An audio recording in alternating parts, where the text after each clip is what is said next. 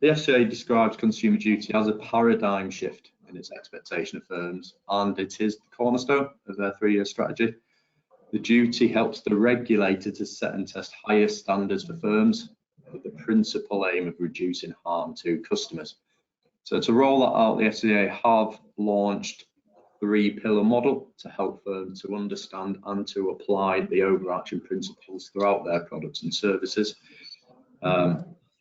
And the first of these key pillars is the new principle, so the consumer principle, which makes the simple positive statement that a firm must act to deliver good outcomes for retail consumers.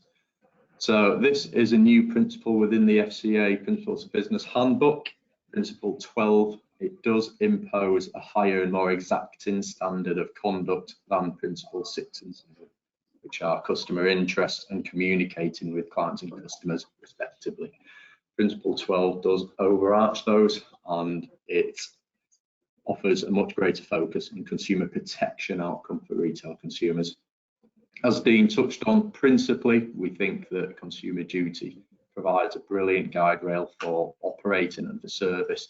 So as Aldermore, we are looking to apply this where appropriate across all types of business to ensure that we continue to offer not just great service to customers, but that we offer fair value to customers all the way through that distribution chain. The second pillar are the cross-cutting rules that guide firms' behaviour in 3 ways.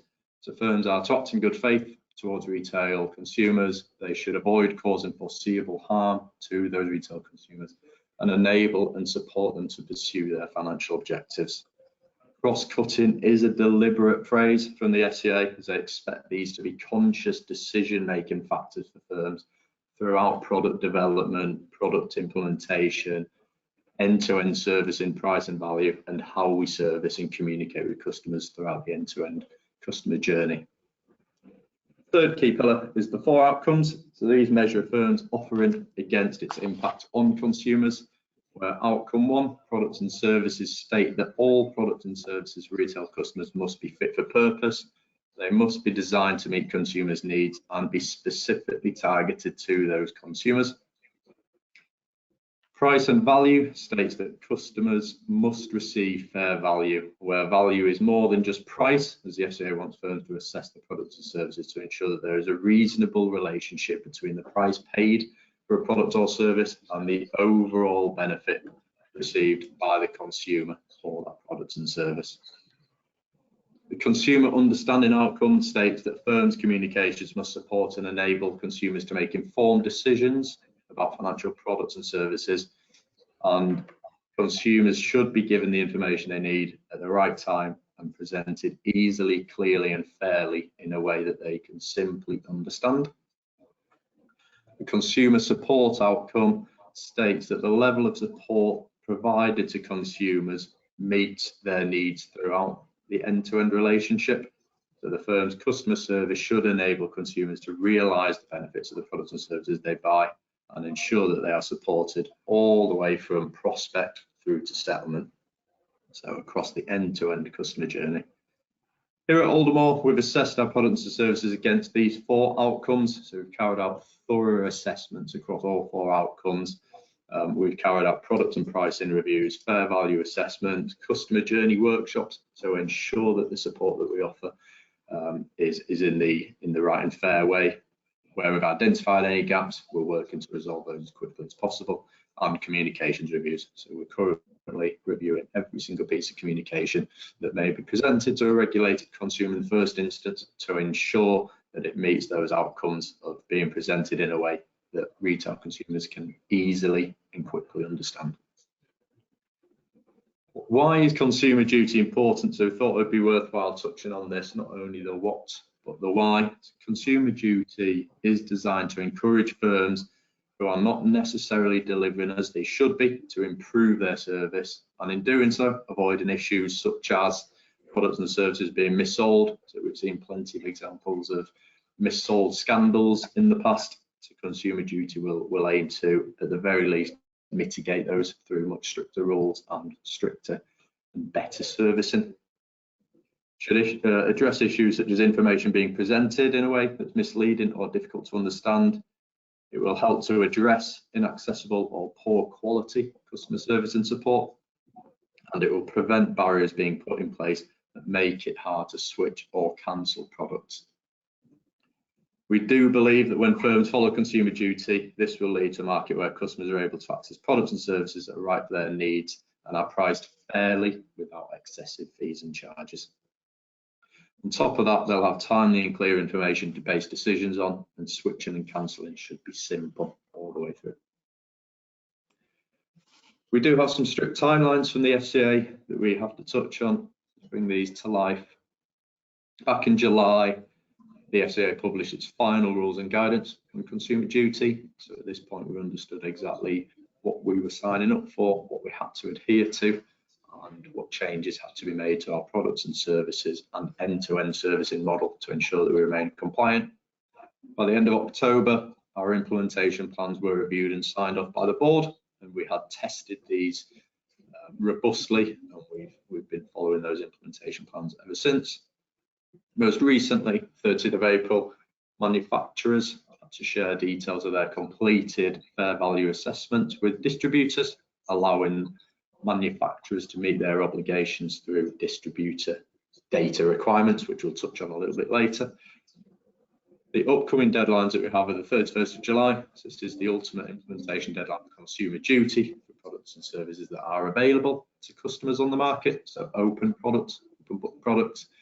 And the end of July next year, 2024, we have an implementation deadline for products and services that are no longer available. So these are closed products, but which we may still have a legacy book running. So we need to ensure that all of the rules that we've been following and putting in place for new products and new services are replicated across those that we currently have in the book for closed book customers.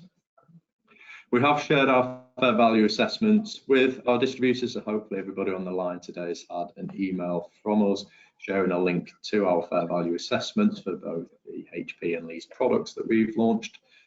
These are available on our Aldermore Consumer Duty website, so I encourage you to review these, and they will form the basis of follow-up communications that I'll share with you shortly. So now we've covered what consumer duty is. At principle level, we'll talk through what it means for us, Aldermore, and what it means for you as our distributors. So there are three roles that have been defined through consumer duty. We have manufacturers, distributors, and co-manufacturers. Manufacturers are organisations that create, develop, design, issue, operate, or underwrite a product or service. So Aldermore is a manufacturer. Retail lending products. We've got regulated HP, for example, our regulated lease products. Similarly, we're applying those standards where appropriate across the unregulated products as well, as we do see these as best practice guide rails to follow. It's worth noting that a single product or service may have more than one manufacturer. We do have co-manufacturers, which we'll touch on in a moment. And the FCA expects manufacturers to regularly review whether their product and services meet the identified needs, characteristics, and objectives of the defined target market. To bring this home a little bit more, Aldermore do review products on a regular basis, at least annually. However, in this instance, we've taken the opportunity to review our asset finance products out of cycle, and specifically through the lens of consumer duty. To bring that to life, the review carried out for our regulated hire purchase products is in excess of 26 pages long. It's thousands of words, and it's a robust assessment of all facets of product design, pricing, costs and fees, our distribution strategy, the customer journeys across those products, any risks and any macroeconomic factors that are impacting either benefits, features or risks of that product. We've carried this out to ensure that the assessment is fully robust, demonstrates fair value to retail customers, and we've been able to summarise the output of that review into our basic information sheets that have been presented to you on our website. The next role are distributors. So these are firms that offer, sell, recommend, advise on, propose or provide a product or service. They're intermediary firms, like your own, will typically fall within this description. Some of the key expectations from the FCA and distributors are confirming that distribution arrangements are appropriate and remain up to date. They remain in line with external trends. and external innovations.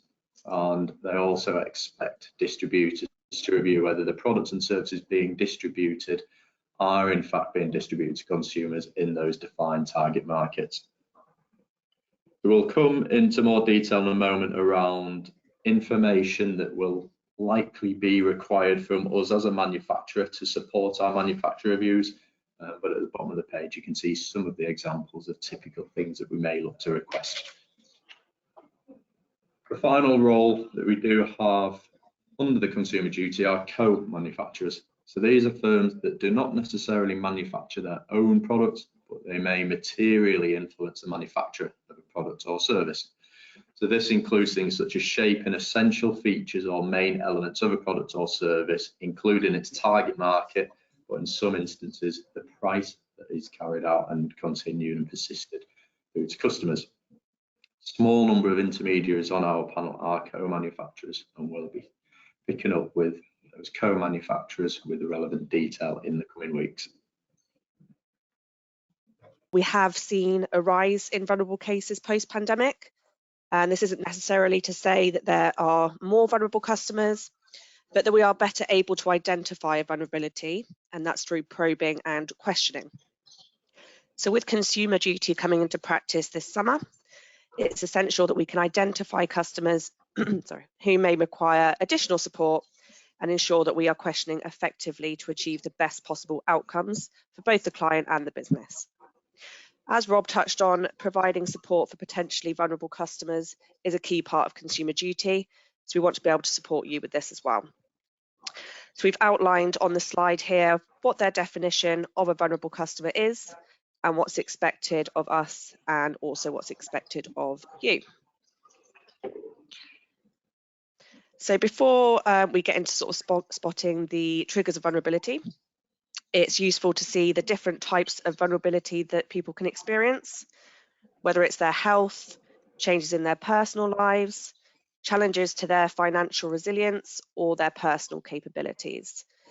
So again, sort of outlined in this table here, there are different examples of different type of vulnerabilities that you may come across.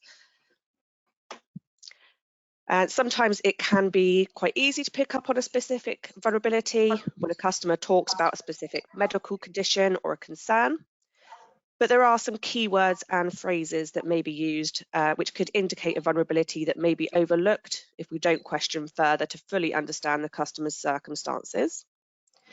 So here we've compiled a list of common phrases and buzzwords that we can listen out for just to help us pick these up. Tone and manner are also equally important to what they say. So it's not necessarily just what they say, but also how they say it. And don't be afraid to ask the customer if they have a vulnerability or consider themselves as vulnerable, as this can help you get to the most suitable customer outcome quicker. Now, some of the triggers can often be mentioned as a passing comment, but by using effective questioning, we can better establish the impact of them on the customer. We know it can be difficult sometimes to know what to say in a difficult situation, especially if you think the customer might be vulnerable. So to help probing for more information, there's some example of ways that you could approach the questions, approach the conversations. There's some questions there. Opening up the conversation can help build rapport with the customer and just make it easier for them to be more open with us. So there are things that we are able to do as a business to support these customers. It may be that they need a temporary payment arrangement or a deferral. They may benefit from a larger font or braille, or perhaps they prefer to be contacted via email. And each client will have a different set of needs that we can accommodate. So something that can be helpful as well is to get into the practice of asking, are there any circumstances affecting your health or finances that you would like to make me aware of? So even if one of the earlier buzzwords hasn't been used, it just ensures that we get the full picture and every opportunity to explore vulnerability with our customers at the earliest opportunity. Once we've identified how we can help, we can then ensure that we are treating each customer fairly and complying with the new regulations. It's also important to mention that we must gain consent to note any vulnerable information given, and this is called giving explicit consent. If we've not gained explicit consent, then we still can mark the customer as vulnerable. However, we can only note general terms, so we can't go into detail. So for example, if a client suffers with perhaps mental health issues, without the consent, we can only note as health issues. So by obtaining the explicit consent, it will reduce the need for the customer having to explain their situation every time we speak to them.